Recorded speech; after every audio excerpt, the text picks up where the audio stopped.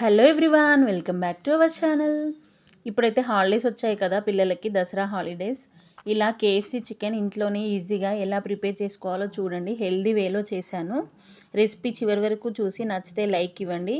దానికోసం 1/2 kg boneless chicken క్లీన్గా wash చేసుకొని 1/2 టీ స్పూన్ మిరియాల పొడి, 1/2 టీ స్పూన్ అల్లం వెల్లుల్లి పేస్ట్, 1/2 టీ స్పూన్ కారం, 1/2 టీ స్పూన్ పసుపు, కొంచెం నిమ్మరసం, ఒక ఎగ్, హోల్ ఎగ్ తీసుకుంటున్నాను.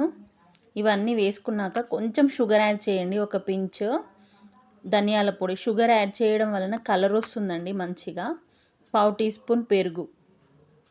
ఇవన్నీ వేసుకొని మంచిగా కలుపుకొని ఒక 2 అవర్స్ పాటు ఫ్రిడ్జ్లో మారినేట్ చేసుకోండి. బయట కూడా పెట్టొచ్చు, అది మీ ఇష్టం అండి. ఇప్పుడు చికెన్కి మసాలాలన్నీ పట్టి జ్యూసీగా ఉంటుంది మారినేట్ చేయడం వలన. కూల్ వాటర్ ఒక బౌల్లో తీసుకోండి. నేనైతే గోధుమ పిండి తీసుకున్నాను. బయట అయితే మైదా పిండి, కార్న్ఫ్లోర్ వేసి చేస్తారు కదా. గోధుమ పిండి తీసుకొని హెల్దీ వేలో చేస్తున్నాను. అందులోకి కొంచెం కారం, కొంచెం ఉప్పు వేసుకొని కలుపుకున్నాక మనం మారినేట్ చేసి పెట్టిన పీస్ని ఇలా వేసుకొని ప్రెస్ చేయండి. ప్రెస్ చేసినట్టు చేస్తే ఈ పిండి అంతా అబ్జర్వ్ చేసుకుంటుంది. ఇలా ప్రెస్ చేసి ఇప్పుడు వాటర్లో వేసుకోండి. కూల్ వాటరే తీసుకోండి కంపల్సరీగా. ఇలా వేసుకొని ఒక 30 సెకండ్స్ ఉంచి మళ్ళీ ఫ్లోర్లో వేసుకోవాలి. మళ్ళీ కోటింగ్ చేస్తే ఇప్పుడు లేయర్ లాగా పడుతుందండి పిండి. కేఎఫ్సీ స్టైల్, పాప్కార్న్ స్టైల్ వస్తుందన్నమాట. నేను చూపిస్తాను అన్నీ ప్రెస్ చేశాక. చూడండి, ఇలా లేయర్ లాగా పట్టుకుంటుంది. మనం డీప్ ఫ్రై చేసుకోవాలి కాబట్టి ఆయిల్ పెట్టుకోండి డీప్ ఫ్రై కోసం.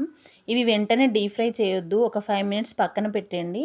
అప్పుడు కోట్ చేసిన పిండి అనేది మంచిగా వెట్ అయిపోయి కోటింగ్ లాగా ఉంటుంది. ఆయిల్ హీట్ అయ్యాక ఇలా 1 by 1 ఆయిల్లోకి డ్రాప్ చేసుకోండి.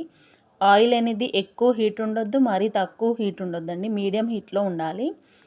ఇలా మూకుడులో ఎన్ని పడతాయో అన్నీ వేసుకోండి. ఆయిల్ కూడా తక్కువ వేసుకోండి. చూసారా, లేయర్స్ బాగా కనిపిస్తున్నాయి. ఎందుకంటే నాన్ వెజ్ డీప్ ఫ్రై చేస్తున్నాం కదా, ఎక్కువ ఆయిల్ వేసుకుంటే వేస్ట్ అయిపోతుంది. అందుకని కొంచెం ఆయిల్ వేసుకొని 2-3 ఆయిల్ కింద ఫ్రై చేసుకోండి. ఇలా మధ్య మధ్యలో కలుపుకుంటూ ఫ్రై చేసుకోవాలి. లేయర్స్ అయితే చాలా బాగా వస్తాయండి. క్రిస్పీగా కూడా ఉంటుంది. మనం గోధుమ పిండి తప్ప వేరే ఏం వాడలే కదా. ఆయిల్ కూడా ఏమంత ఎక్కువగా పట్టలేదండి. ఆయిల్ ఒక్క మాట స్కిప్ చేస్తే ఇది టేస్టీ, హెల్దీ అని చెప్పొచ్చు.